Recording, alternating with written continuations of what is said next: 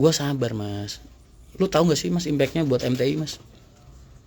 Beberapa calon rekan bisnis gue banyak yang mundur. Pengen masalah ini clear dulu baru kita lanjut lagi. Terus orderan senselan jadi banyak. Wah PO-nya lagi rame ya. Kita nggak pakai dulu deh, kita batalin aja order kita. Risa tuh kasihan mas, tiap malam. Mas ini pada sensel, pada order. Ya ada juga sih terima kasih yang nggak peduli sama hal-hal kayak gitu, masih ngelanjutin order. Tapi ada juga yang narik order. Terus gue juga jadi banyak tekanan di kanan kiri. Bener dampak negatifnya buat gue banyak banget. Makanya.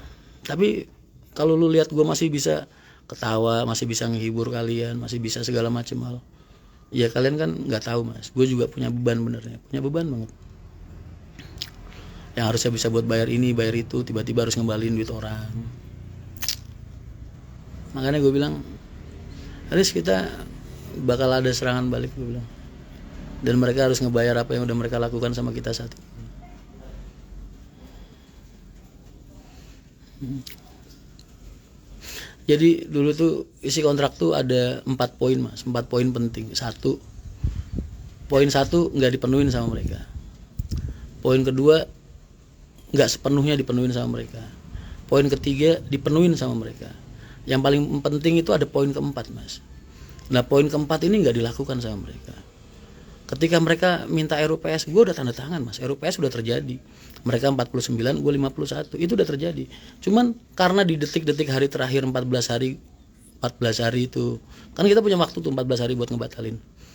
14 hari kok poin ke-1 sama poin ke-4 kok nggak ada itikat baik buat diselesaikan, gue bilang. Ya gue batalin mas maaf kita batalin aja. Sampai poin ke-1 sama poin ke-4, sampai hak-haknya MTI ini dipenuhin, baru ntar kita lanjutin ini RUPS. Lah terus beberapa hari kemudian tiba-tiba mereka narik bis mas.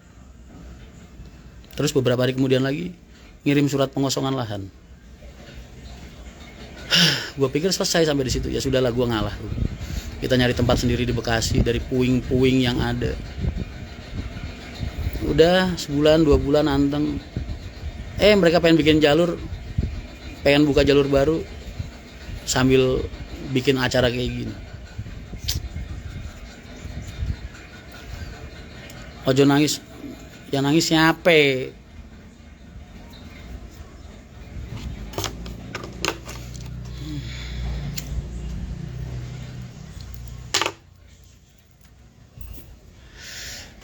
Berarti kan kayak MTI ini aslinya pengen dirampas pada awalnya.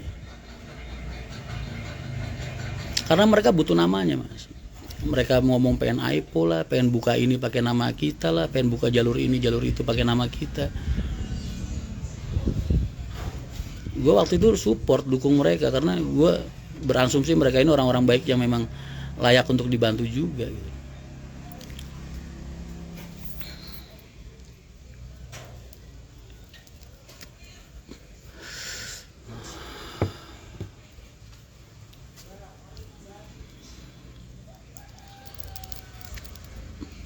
Sono Kang.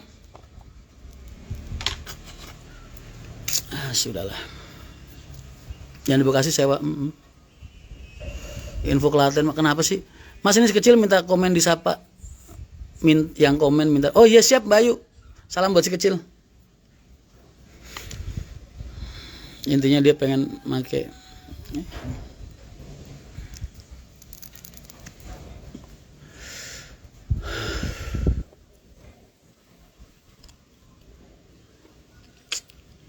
Oh mas, nggak bahas yang lain. Sekali-sekali gue curhat, kenapa sih mas? Nggak boleh mas.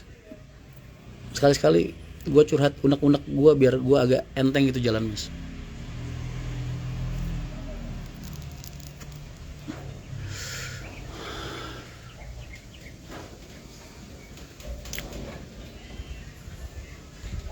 Senang banget disapa Mas Rian. Salam sayang buat si kecil Mbak Ayu. Kapan-kapan ketemu lagi. Mahira Transwisata, aduh mas kucel dikit. Mas, orang tuh jangan mentang-mentang gua dilahirin nggak seganteng lu, terus lu ngatain gua kucel mas.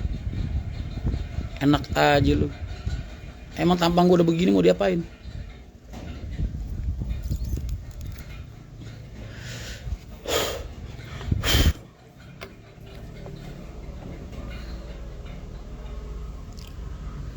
Curhat caleg aja mas, caleg mah nggak gue pikirin mas, jadi syukur nggak jadi ya udah, gue nggak modal ini. Tapi paling nggak kan gue suka jalan ikhtiarnya mas, siapa tahu jadi beneran ya kan.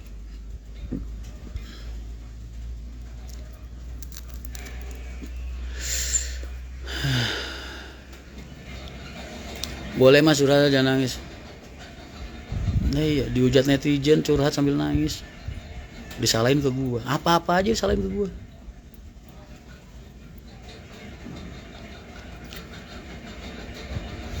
Jelek tapi si dompet penuh mah cewek nempel, kata siapa?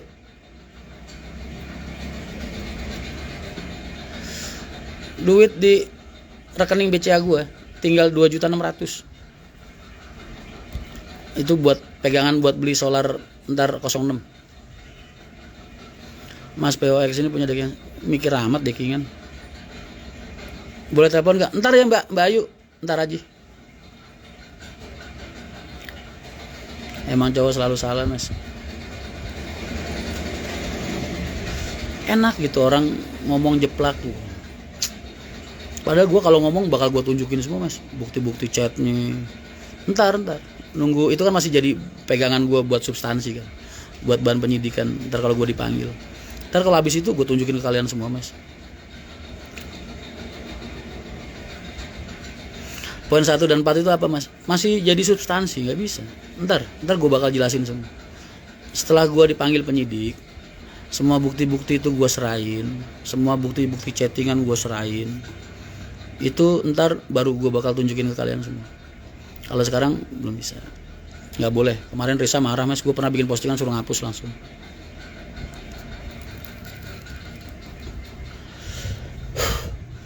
Makanya kemarin gue nanya sama temen di sono, belum bisa dipanggil karena alat buktinya masih kurang. Terus gue jadi berpikir, nih jangan-jangan mereka ngelaporin gue bukan karena pengen gue di penjara mas. Mereka cuma butuh berita aja nih biar PO mereka viral, gue bilang. Kan mereka pengen buka jalur baru tuh. Gue jadi curiga begitu. Wajar dong gue curiga begitu. La la la la la la la.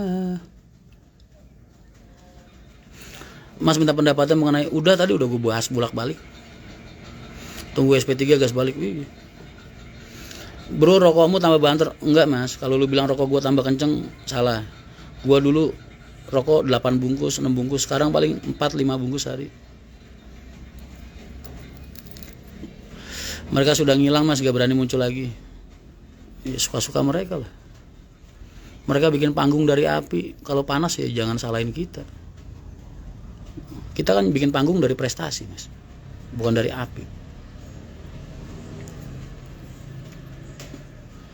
Sampai episode berapa mas? Nggak ada episode-episodean. Misal dia cabut laporan gimana mas? Gue tuh tetep mas, tetep gue geret-geret nama-nama PT-nya, tetep. Emang udah SP berapa mas? SP berapa sih mas? SP3 itu surat penghentian penyidikan, nggak bisa dibuktikan, ntar keluar SP3. Ya kalau dugaan gue, kalau kata pengacara gue, mas ini mas sepele, dia bilang, mas Rian cukup tunjukin bukti ini, selesai mas. Mereka nggak bisa. Gue kan ngerasa dijebaknya cuma di kata-kata yang mereka bikin aja mas. Mereka bikin kata-kata itu buat menjebak gue. Di kontrak itu ada tulisannya begini, saya Rian Mahendra alamat di sini sebagai pemilik PT Mahendra Transport Indonesia. Itu kata-kata yang mereka bikin. Pada saat itu gue mikirnya, oh ya wajar lah, emang gue pemiliknya MTI, kasarannya secara birokrasi ya. Walaupun direksinya Risa dan teman-teman yang lain. Gue mikir itu kata-kata yang biasa, makanya gue tanda tanganin. Gue nggak nyangka kalau itu adalah jebakan yang disiapkan oleh mereka dari awal buat jaga-jaga suatu saat kalau mereka ada masalah sama gue, ini bakal disikat sama mereka. Berarti gue tuh jadi bengongnya, gila lu dulu ramah banget sama gue, ternyata kayak gini ya gitu aja. Kan gue dilaporin cuman itu mas. Suatu saat kalau gue masuk penjara pun cuman gara-gara itu, gara-gara ngaku sebagai pemilik Mahendra Transport Indonesia.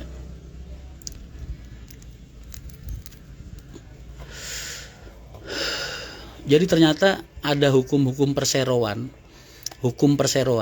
yang menyatakan bahwasanya pemilik harus ada di dalam akte perusahaan. Itu hukum perseroan. Yang bikin gue bengong lagi, mereka ngomong di publik, ternyata kita baru tahu kalau Rian itu tidak ada di dalam akte perusahaan. Halo, akte dari awal lu bawa sebelum kontrak kita buat, sebelum kontrak kalian buat, sebelum kontrak gua tanda tanganin, itu akte udah lu pegang cuy. Lu yang bikin kontrak, gua cuman baca tanda tangan.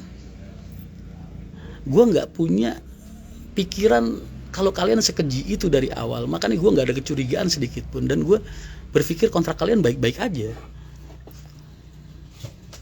Itu aja.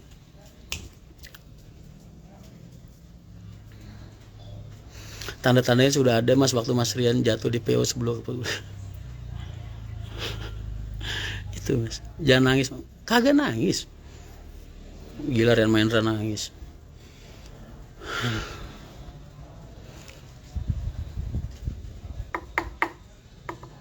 Itu yang bikin gue bengong sama Risa tuh itu. Kok bisa ya Riz dia ngomong di depan publik dengan enteng, ternyata Rian Mahendra nggak ada dalam akte. Riz, bukannya akte udah lu serahin ya waktu itu? Bahkan di kontrak ditulis lo nomor akte. Itu kan tanda dan bukti bahwasanya mereka megang dan tahu. Bisa dia bilang gua nipu di situ. Penumpang hilang salah satu bis, terus udah. Terus mas keluarin unek-uneknya, saya siap denger. Tanggal 24 kita launching. Itu jelas masa trial, ya kan? Kita mulai operasional perdana ngerintis bulan Juli. Yang namanya orang ngerintis, kalian tahu sendirilah. Gua perbaikan perbaikan segala macem, namanya bis bekas, ya kan? Setiap ada komplain dari penumpang, gua benerin, gua bagusin itu bis. Itu kan masa operasional mas. Kita pengenalan jalur dan lain-lain. Tidak ada bahasan sedikit pun tentang kok hasilnya begini ya mas. Malah gue pernah sempat dipanggil di kantor mereka, akuntannya mereka tuh nepokin kita mas, dalam artian gila Mas Rian keren ya, bisa sehari punya setoran bersih segini. Akhirnya kan dia jadi bilang, ini kalau kayak gini nih mas, kita sebulan per bis bisa dapat 50-60. Itu masih ada chattingannya semua mas. Setoran gue tanggal 1 4 bis itu ada yang 3 juta, ada yang 7 juta, ada yang 4 juta. Kalau dibikin per bulan, dikali sebulan 2 juta aja kali sebulan, wah ini kita bisa punya target 50-60 nih mas. Itu kan dia mas, berdasarkan pemasukan yang kita buat. Gue bilang akuntansi semua mereka yang pegang. Risa itu cuma nerima duit setoran, terus bikin laporan, serahin ke mereka mas laporannya. Terus setiap ada pengeluaran dari MTI buat belanja ini, buat benerin ini, itu Risa harus approval mas. Ada semua bukti chattingnya. Pak ini nggak ke gua mas laporannya, ke mereka. Pak ini ada pengeluaran buat ini, diizinkan apa enggak gitu. Terus penggelapannya dari mana? Baru sebulan. Karena memang alasan narik bisnya itu bukan karena itu mas, tapi karena gue nolak nyerahin setengah perusahaan gue ke mereka. Kenapa ditolak mas Rian? Karena hak-hak kita nih belum dikasih gitu. Kalau kita jual rumah, kita belum dibayar, masa iya mau sertifikat kita diambil sama orang terus dibalik nama? Nah kalau mereka tersinggung terus mereka narik bis, itu kan hak mereka. Surat penarikannya ada, di situ dicantumkan jelas di poin 2. Ada mereka tulis, masih gue simpan semua. Karena Mas Rian menolak untuk RUPS. Kenapa gue nolak RUPS? Ya gimana gue mau nerima RUPS mas kalau hak-haknya MTI belum dikasih? Kan berarti dia pengen nyaplok nih perusahaan gue, dia pengen nyaplok PT gue, pengen nyaplok nama gue, tapi nggak mau modal gitu loh.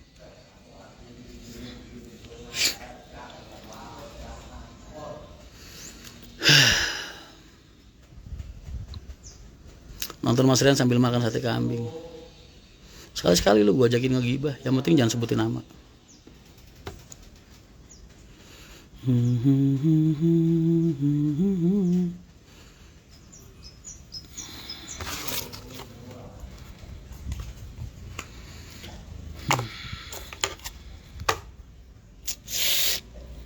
Ya itulah yang terjadi sama kita tahun ini. Makanya ini ujian buat MTI lah.